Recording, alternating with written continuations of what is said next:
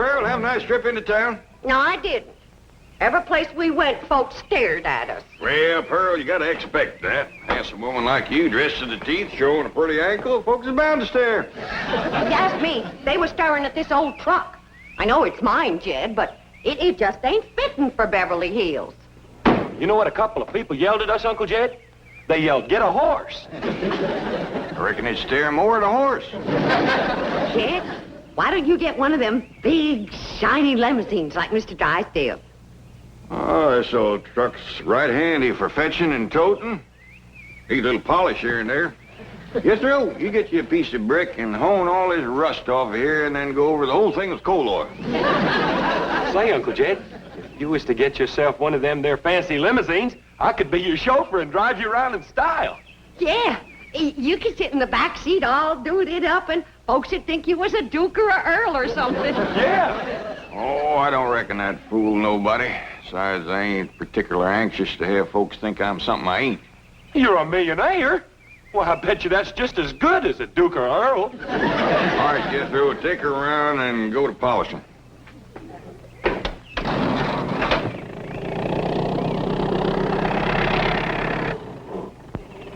You know, Jed, Mr. Drysdale could help you get into high society, and you could join one of those fancy clubs and go to stylish parties and get my picture in the paper.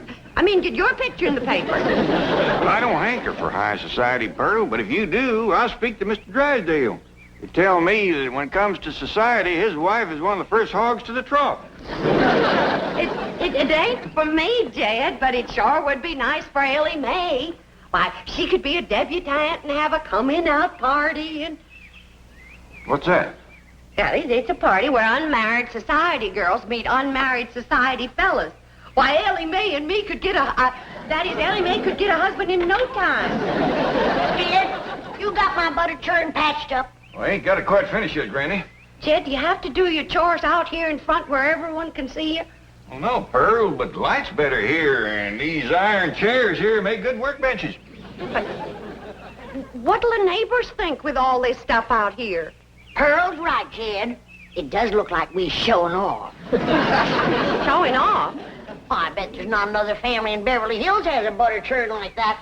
Paul, you got Granny's pinwheel thing? She's gonna show me how to make Lindsay woolsey thread. Oh, how am I ever going to get this family in high society? What's that, Aunt Pearl? Well, society is where a bunch of high-class folks do a bunch of high-class things. Like what? Well, like drinking tea and playing bridge and having parties and getting dressed up and going to the Opry and getting wrote up in the paper. I give up. You can't make silk purses out of sow's ears. If Pearl's so dad blame anxious to drink some tea, I could make her any kind she wants. Some red clover, some slippery elm, or some sassafras. I don't reckon it's the tea so much as who she's drinking it with, Granny. Pearl would like to get in with them society women like Miss Drysdale. Yeah. Pearl always was one to want better than what she could afford. That's Pearl. Too poor to paint and too proud to whitewash.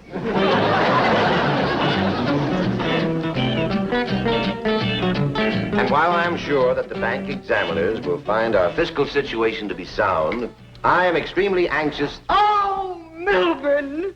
Miss Hathaway, do you know who's coming? Yes, the bank examiners. I'm sure they'll find your bank ever so tidy. Now, to important matters. I have just received this telegram from Priscilla Ralph Alden Smith Standish. She has consented to become our house guest. Oh, surely you're jesting. No! Well, Priscilla Rolfe Alden Smith Standish is going to be staying at our house? Yes, indeed, Milburn. Well, who in blue blazes is she? Did you hear that? Milburn, how can you be so uninformed and run a bank? Well, I have you helping me, dear. Thank goodness. Mrs. Smith Standish is only the president of the Women's Federation for the Preservation and Perpetuation of the FFT of A. First family traditions of America. No, bully for the FFT of A. But I'm expecting the SBE of C. State Bank Examiners of California. Thank you. Oh, wait, Milburn. Do I have your permission to put everything in readiness for the arrival of Mrs. Smith Standish? Oh, you have indeed. Good.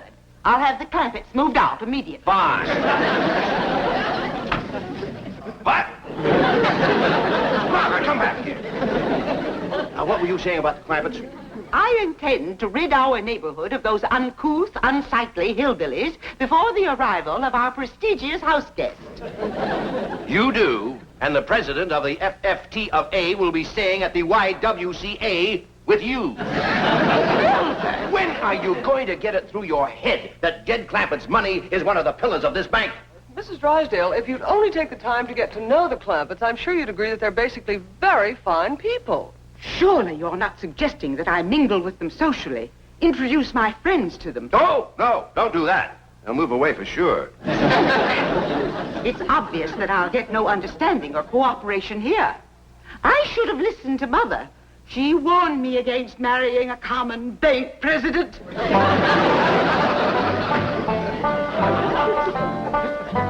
Well, we're good now, Granny. What room do you want me to put it in? Well, I reckon in the kitchen, Jed. Then whilst I'm showing Ellie how to work it, I can watch my victuals cooking. All right, I got to do a little more fixing on the bobbin. I'll have that out in a minute. Is it hard to learn, Granny? Well, it's a mite tricky at first. But once you catch on to mixing the wool and the flax together, it comes easy. Don't you go to weaving and spinning in here. I just scrubbed and polished this floor, and I don't want no linsey-woolsey dust from that crazy old contraption messing it up.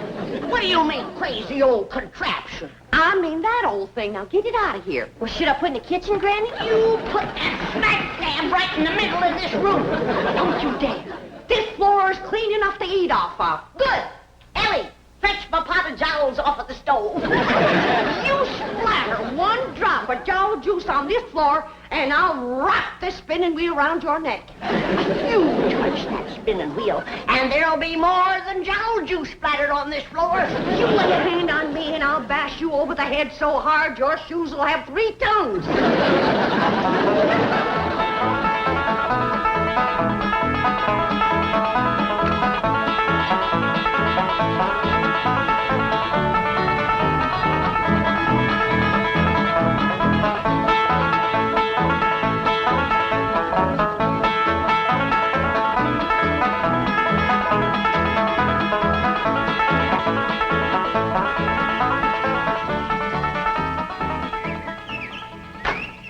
Drive on out to the airport and pick up Mrs. Smith Standish. I have some slum clearance work to perform. Well, howdy there, Miss Drysdale. Sure is a nice surprise to have you come and visit. Pearl and me was just talking about you this morning. Pearl's got a hankering to get into society, and I says, well, I hear tell when it comes to society, Miss Drysdale's one of the first hogs to the trough. Say, you're looking mighty green around the gills. Come on inside and have a mess of Granny's jowls and sorghum. That'll put you to feeling bushy-tailed. I'm expecting very important company. Priscilla Rolfe Alden Smith Standish. Well, bring them along. We got plenty for the whole bunch. Priscilla Rolfe Alden Smith Standish is only one woman, and probably the world's greatest authority on colonial history, early American genealogical origins, and 17th and 18th century artifacts. And she is the esteemed president of the FFT of A. Well, we sure would be proud to meet her. I shall call upon every resource to avert such a social catastrophe. Well, thank you very kindly. May I send a truck to pick up this debris? Well, I don't know. I'm sure Granny'd let you use anything you wanted, but I don't think she wants to sell it. I would only want it for the rubbish collector. Yeah, you're right. They make nice gifts, but like I Oh, said... enough of this. Time grows short. You are a disgrace to Beverly Hills. You and this pile of junk. Why don't you go back to the woods and live in a cave where you belong? Bravo! My sentiments precisely. You are indeed a disgrace. And the sooner you leave this lovely community, the better. Just a doggone minute, Fatso. You be careful what you say to our Granny. Give her some of those How dare her to say them things about sweet little Granny. Pearl, I hope you ain't in no hurry to get into high society. I just don't think that Miss Drysdale is gonna be too quick about giving you a leg up.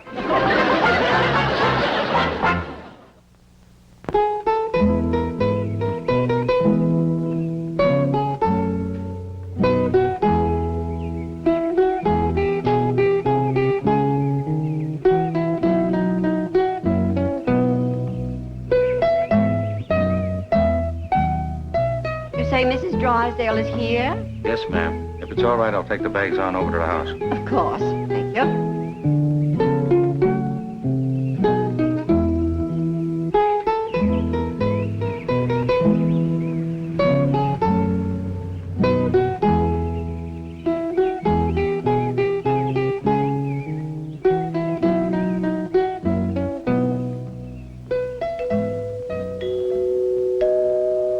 There goes that dad-blasted music again. One of these days, I'm gonna tear out all these walls and find out where that music's coming from. They says there's a ghost playing that music. Maybe it's the rascal that used to live here. Sure don't know many tunes. He keeps playing the same one over and over again.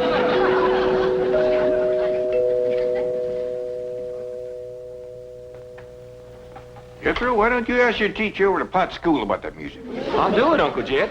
But one thing I know for sure. Somebody's gonna come to that door. They always do when you hear that music. See? Sure had it pegged right. By the way, your mom wants you in the kitchen. Honey, ma'am. Tell me, is this your loom out here? No, ma'am. That belongs to Granny.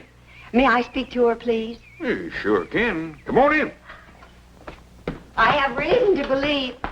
Ah, what have we here? Well, that there's my daughter, Ellie Mae. Spinning wheel. Where did you get it? It's Granny's. She says it's been in her family a couple 100 years or better. I've got to meet Granny immediately. Oh, forgive me. I'm Mrs. Smith Standish. Well, howdy, ma'am.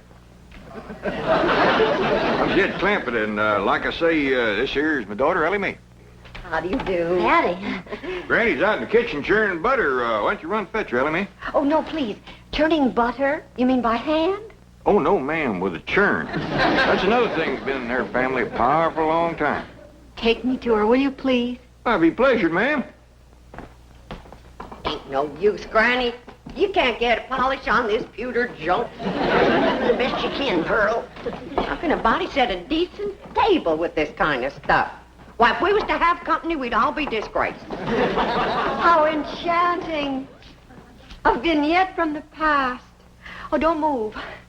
What a picture. The homespun dress, the colonial dust cap, the churn, the pewter, the old coffee mill. Oh, it's a tableau from another century. Who do you reckon she is, Pearl? Dogged if I know. May I get some pictures? What kind of picture? Still pictures. She's a dad-blame revenuer. We got a trap. Well, now, hold on, Granny. Whoa, wait. Hey, you better take your gun now. We'll have to rush her bare-handed. I don't figure this lady is no revenuer. She's just powerful took with the old thing. How long have you had this rifle? Well, my pa gave it to me. His pa gave it to him. I reckon his pa done the same. Marvelous. And the churn. How long have you had this? Granny, ain't that the churn that saved your great-great-granny from the Injuns? It sure is. Oh, tell me about it, would you?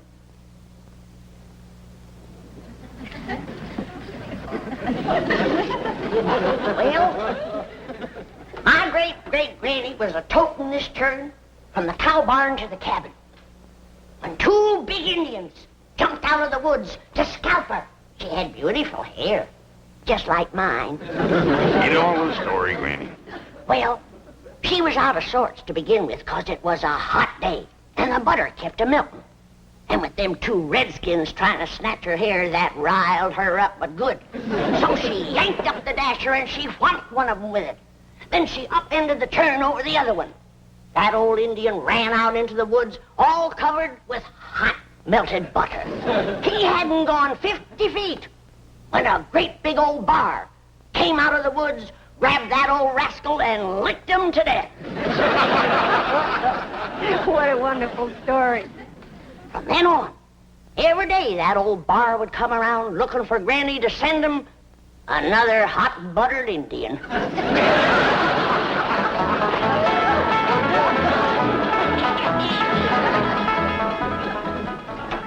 Milburn, do you know what that is?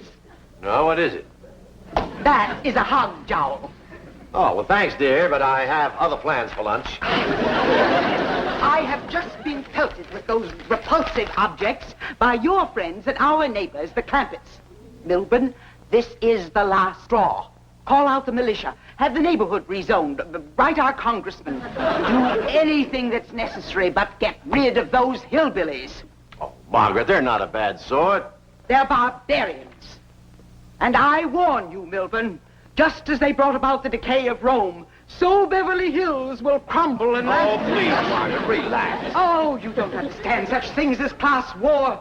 You're of common birth. But we of the aristocracy have always had to fear the hostility of peasants. I tell you, Milburn, those Clampetts are dangerous. If they'll attack me with hog jowls, think what they might do to a woman like Priscilla Ralph Alden Smith Standish. And she's due to arrive at any moment. Oh, she has arrived, Mrs. Drysdale. Your chauffeur just phoned. He dropped her off at the Clampetts, thinking you were there. Oh, they have her. She's been delivered into the hands of those savages. Well, get those savages on the phone. We'll prove to Margaret that everything is all right. This may be the oldest piece of pewter ever to be found on this continent. Now, I'm just mortified, Mrs. Smith Standish. I'm been after Cousin Jed to get rid of all this junk. Now that he has money, I'm going to throw it all out. No, please, it's priceless. Say, Miss Smith Standish, if you like old things, just wait till you get into this trunk. You'll be happy as a heifer in red clover. Marvelous. Unbelievable. Is this your family Bible? Well, no, not anymore. It got too old. Commenced to crisping and flaking off, so they pitched in, got another one about 100 years ago. It's in there in parlor. Well, I'll get it, Uncle Jed. Hello? Dedicated to Queen Elizabeth. Yes, ma'am. This is Jethro. Mr. Clampett, this is an original Geneva Bible. It's sometimes called a Puritan Bible. 400 years old. Oh, why, yes, ma'am, Miss Hathaway. She's right here. You want on the phone, ma'am? Not now. Tell him I'm all tied up. Hello? Oh, she can't talk right now. She's all tied up in Uncle Jed's trunk. Hello? Hello?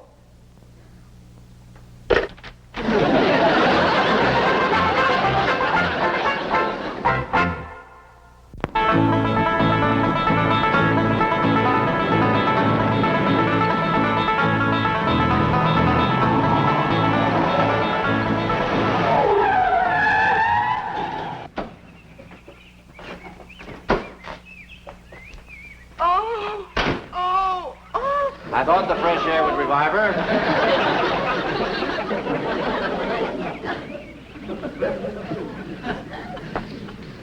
Oh, Milburn, what if they've strangled my president? Or she's suffocated in that trunk? Mrs. Drysdale, I am certain the Clampetts would not do violent harm to Mrs. Smith Standish. Jethro has a way of confusing the facts. I can't tell you how thrilled I am to participate in this historical recreation. No, honey, this is what you call spinning. You gotta hold your thread tight. I will. Untie this woman. Madam President, what have they done to you? Milburn, call the police. I want these ruffians seized and hanged immediately. What are you doing? Rescuing you from the grimy clutches of these peasants. Peasants. My dear Mrs. Drysdale, it may interest you to know that I have established almost beyond a doubt that Mr. Clampett here is a direct descendant of the first man to come ashore at Jamestown, Virginia, May 13th, 1607. What? You mean? I mean that when your family and my family arrived on the Mayflower, his family was waiting for them.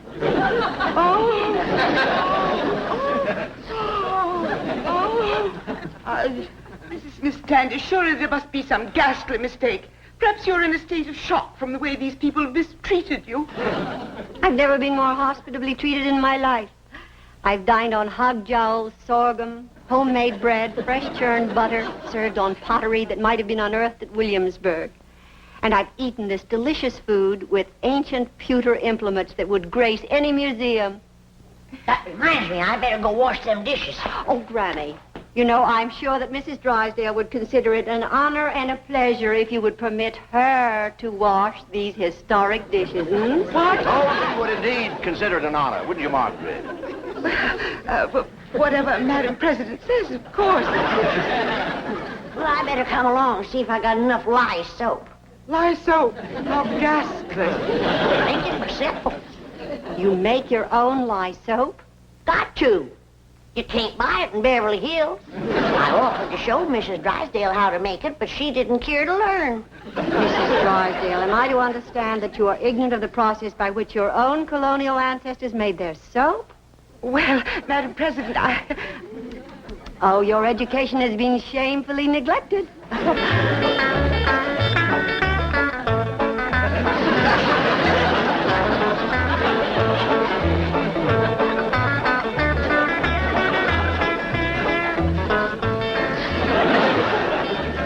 It's about time to add some more lye and some possum renderings, Miss Drysdale. Oh, Mrs. Drysdale, I hope you appreciate the historical significance of this opportunity. You are reenacting the making of soap just as it was done more than 300 years ago. oh, yes, indeed, Madam President. I'm thrilled. She's so happy, she's crying. I wouldn't have missed this for $1 million. Tax exempt. Oh, Chief, the bank examiners are waiting. Yes, I know. Oh, Mrs. Standish, don't forget you promised to let my wife wash dishes, too. Oh, I wouldn't think of depriving her of the thrill of handling those authentic colonial implements. And in the good old colonial way, no automatic dishwasher. Oh, heaven forbid. Mrs. Smith Standish, I have known you only a few brief minutes, but already you are one of my favorite people. We shall return. I've lost my coiffure, my mascara, and my manicure. Oh, best forget about them, honey. If they fell in that soap, they's dissolved by now.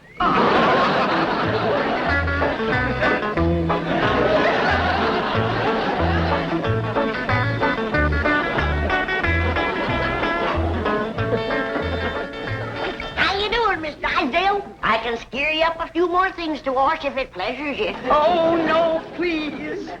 Look what this lye soap has done to my head. Yeah, they is nice and pink and rosy, ain't they?